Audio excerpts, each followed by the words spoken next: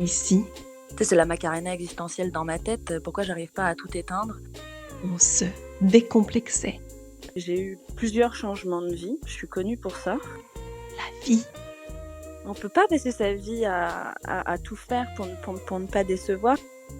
J'ai décidé de regarder la vie en me disant, elle me veut du bien. Diane, est-ce que tu peux me donner ta définition de l'argent? C'est quoi? Oula, ça commence. Amour, gloire et beauté. Tu vois, ce à quoi l'argent, d'un coup, ça peut envoyer. Dans nos auditeurs, ils doivent se demander, alors attends, on va avoir des techniques pour devenir riche. Oui, il y a ce Alors là, référencement tout de suite qui arrive en tête, quoi. bah ouais, bah oui. Donc tu vois tout ce que ça, c'est à quel point c'est chargé. Donc déjà, l'argent, c'est un sujet très chargé. Et chacun, au moment où tu as posé la question là et qui était en train d'écouter, bah, a déjà eu un ressenti, tu vois, sur la question. Mais Oui. on va être sérieux dans ce podcast et on va bien développer. Alors l'argent, bah, déjà ça va mettre tout le monde d'accord. L'argent, c'est un outil, c'est un truc qui est palpable. Si tu penses à des billets dans ton porte-monnaie ou à des pièces ou à ta carte bleue, bah, tu vois que c'est fait de matière. Et même quand c'est une inscription sur ton compte en banque ou lorsque c'est une application mobile sur ton téléphone, bah, tu vois bien que c'est un truc bah, tangible, tu vois. Oui. Voilà. Qui me sert à payer des trucs, à acheter des trucs, tu vois. Oui, ça existe, c'est factuel, quoi. Ouais, palpable, voilà. Palpable. Surtout, bah, c'est de la matière. Et là où ça va être intéressant dans ce podcast, alors que tu me connais, hein, je suis pas, je suis pas vraiment quelqu'un de super perché, tu vois. Mmh. Je suis plutôt très pragmatique. Donc, je vais parler d'énergie et je préviens les auditeurs, il n'y a pas de magie là-dedans. Je ne parle pas d'astrologie, je ne parle pas de rites chamaniques. Je vais parler d'énergie et je pense que c'est quelque chose qu'on a tous et toutes déjà ressenti. Tu vois, ça t'est jamais arrivé, toi, Émilie, d'arriver dans une pièce, il y a tout le monde qui s'est engueulé avant, puis tu arrives et tu sens qu'il y a une ambiance, Ouais, la pièce est chargée d'énergie, effectivement, ouais. c'est lourd, Mmh. tu vois? Ouais, ouais. Alors, c'est pas visible en termes de matière, mais tu vois, on dit: «Ah, c'est palpable». Mmh. Ah, l'ambiance est palpable. Voilà.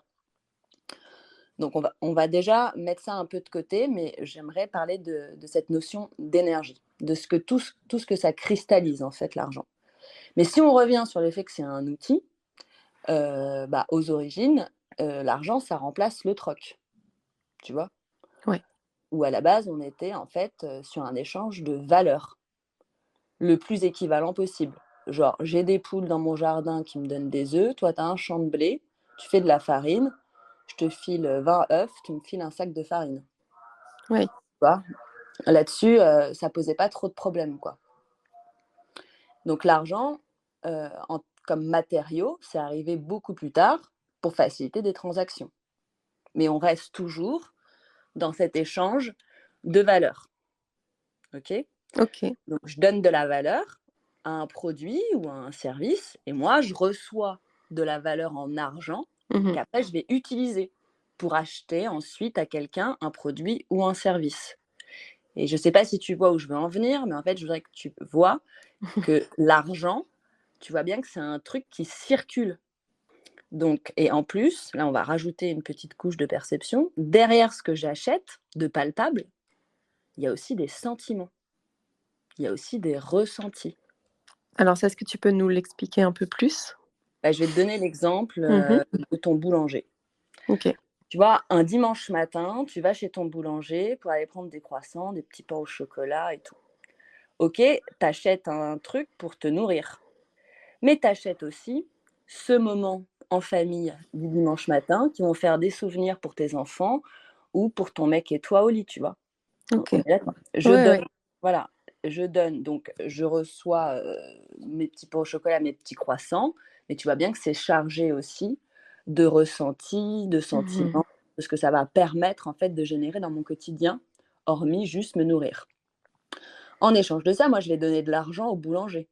Oui. Cet argent, il va servir à payer les charges de son business, son four, l'électricité, la matière première, mais il va aussi servir à acheter, par exemple, le nouveau cahier Pokémon, pour son fils, tu vois? Mmh. Qui, se fabrique aussi des souvenirs d'enfance et en plus de ce que ça lui permet de créer lui, comme sentiment avec son enfant ou, plus loin de payer ses charges, cet argent, ça peut aussi lui donner un sentiment de reconnaissance dans son métier puisque tu as choisi d'aller acheter ses pains au chocolat dans lequel lui, bah, tu vois, il met du cœur à l'ouvrage, il se réveille à 4 heures du mat, il a envie de faire plaisir, tu vois? Ouais, tout à fait. Donc on voit dans cet exemple que, tu vois, l'argent est un échange de valeurs, pain au chocolat, argent, voilà, que ça circule, mais que ça véhicule avec lui des sentiments. Maintenant qu'on a vu qu'en fait, c'est pas que, de la matière, tu vois? Ouais. Un truc qu'on a, qu'on stocke, qu'on touche, qu'on échange, on peut aller plus loin et arriver, moi, au sujet que je préfère, c'est de comprendre que, c'est aussi chargé de nos croyances et on avait vu dans un autre épisode, tu vois, à quel point on est Ouais. conditionné, comment l'identité se construit aussi sur, tu vois, des conditionnements, des croyances. Ouais, tout à fait. Et ça montre, ce qu'on voyait en début là, quand tu m'as demandé: «C'est quoi l'argent?» et tu vois, il y a un petit hic, qu'en fait, ça montre que c'est pour ça qu'on en fait tout un pataquès. Et c'est pour ça que ça peut être tabou ou parfois ça peut être l'objet de conflits dans le couple, par exemple, ou dans des familles. Ouais. C'est-à-dire que là où, on pourrait être que sur une transaction et un échange de valeurs et dans cet échange de valeurs, tu vois bien qu'il y a un émetteur et un récepteur à chaque fois Oui.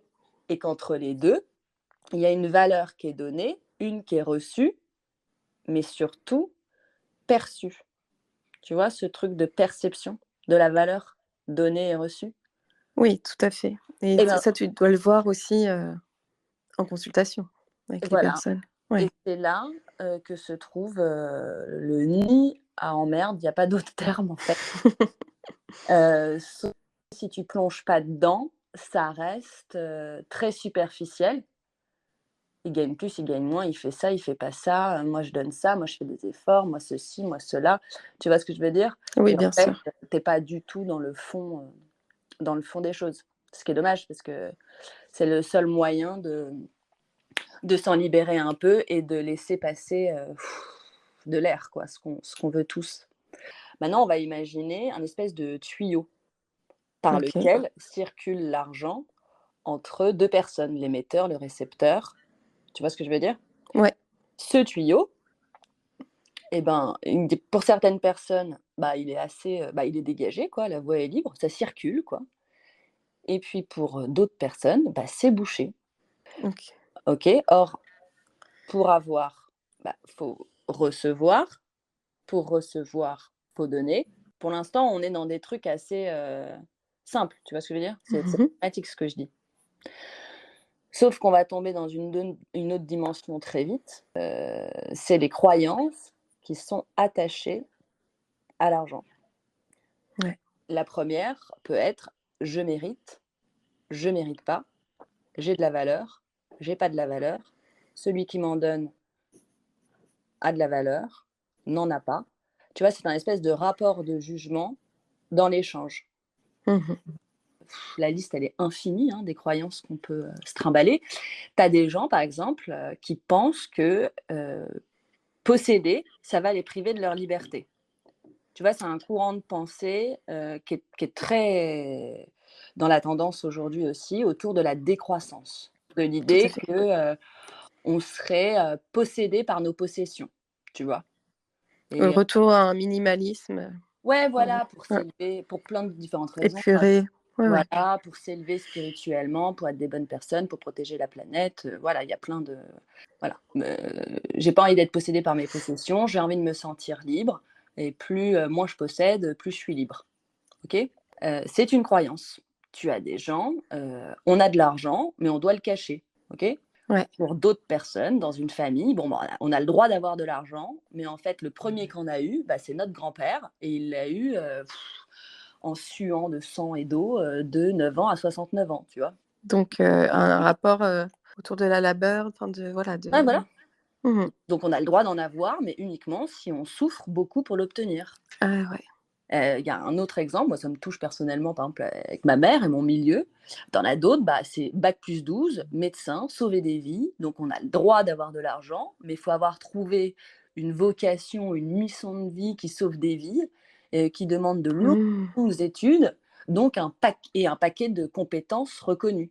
Ouais. Donc quand tu te mets à gagner, la même chose que ta mère médecin qui sauve des vies avec un bac+12 en faisant, de la communication sur Instagram, en élevant tes enfants et en étant à la plage, il peut se Ça passer un passe petit ouais. souci, tu vois, de légitimité à gagner cet argent. Moi, c'est ce qui m'est arrivé, il y a 4-5 ans quand, je me Quand suis tu as commencé. à Ouais. gagner, comme ma mère, voire plus que ma mère. Il y a eu Mmh. une je me suis pris une grosse crise de panique et c'est à ce moment-là que le sujet de l'argent m'a tant intéressée.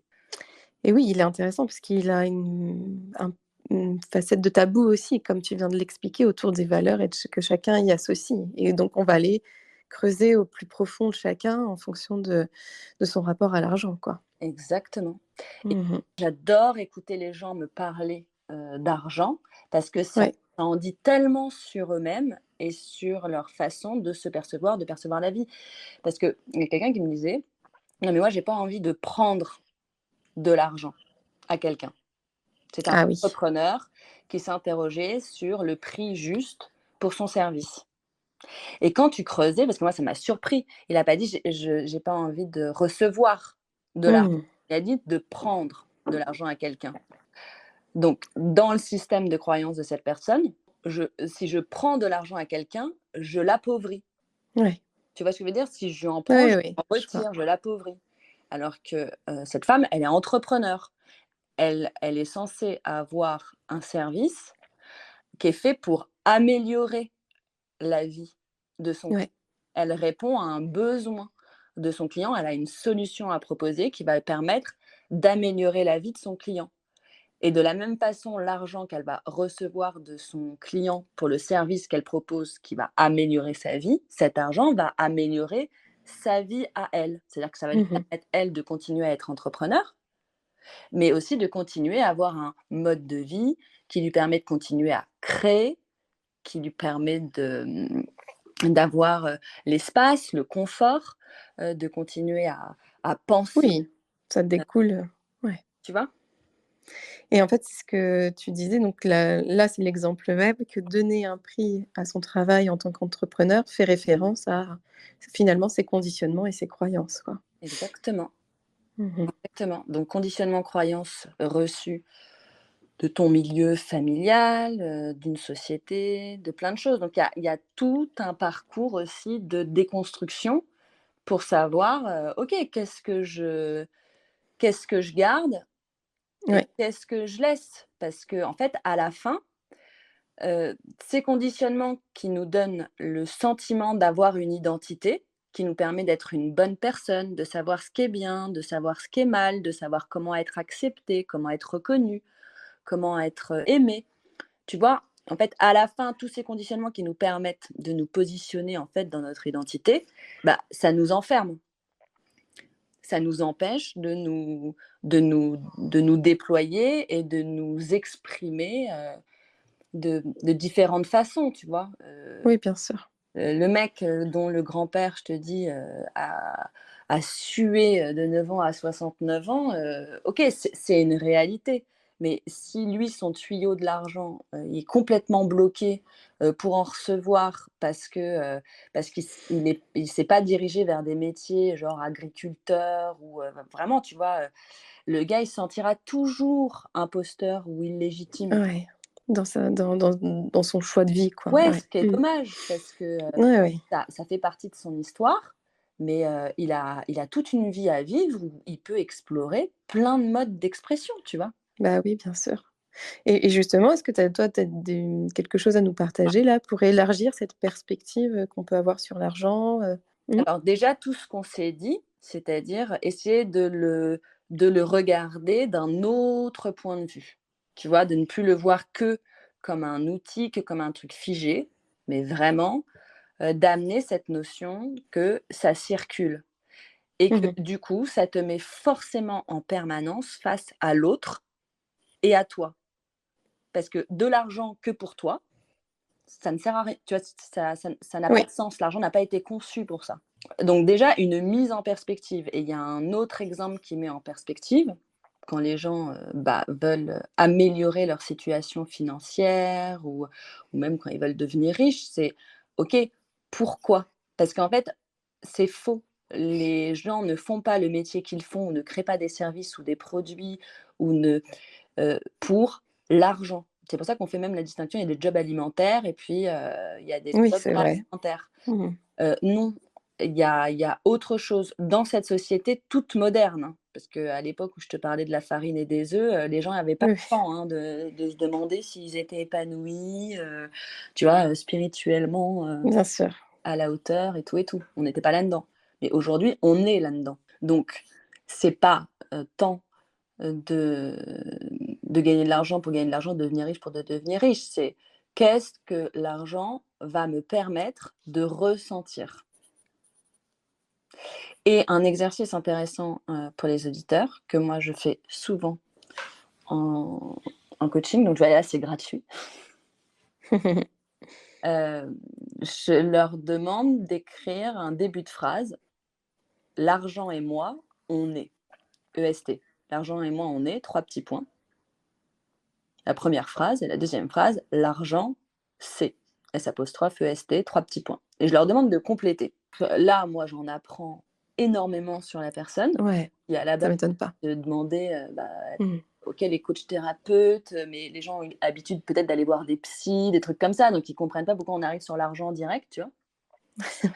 Mais c'est intéressant et surtout quand c'est des femmes qui ont des problèmes de couple, parce que souvent, comme moi, on me consulte en période de, bah, un peu de crise, tu vois? C'est-à-dire on se sent Ouais. complètement bloqué et on vient à moi pour lever des blocages, donc il faut bien que je mette le doigt dessus et lever des blocages, ça veut dire pouvoir sortir d'une situation dans laquelle je me sens enfermée.